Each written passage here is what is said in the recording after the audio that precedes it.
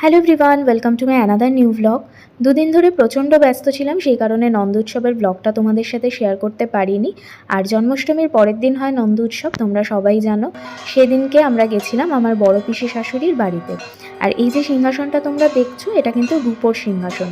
আর দেখতেই পাচ্ছ কত সুন্দর সেদিনকে সাজিয়েছিল।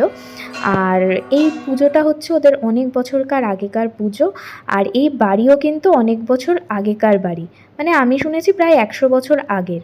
তোমরা দেখে বুঝতেই পারছো, সব ফার্নিচার সব কিছু দেখে, যে পুরো কিন্তু জমিদার বাড়ি। মানে আমি 2-3 বার গেছি, আমি কিন্তু এখনও গিয়ে বুঝতে পারি না যে কোন দরজা দিয়ে বেরিয়ে কোন ঘরে যাচ্ছি বা কী। তবে বাড়ির ভিতরটা কিন্তু ভীষণ ঠান্ডা, মানে এসির কোনো প্রয়োজনই হয় না। তারপর এটা হচ্ছে বড় পিসি। পিসি আমাদেরকে প্রসাদ দিচ্ছিল, তারপর আমরা খাওয়া দাওয়া করলাম। খাওয়া দাওয়া খুবই ভালো হয়েছিল। তো ব্লগটা এখানেই শেষ করলাম। ভালো লাগলে একটা লাইক করে দিও।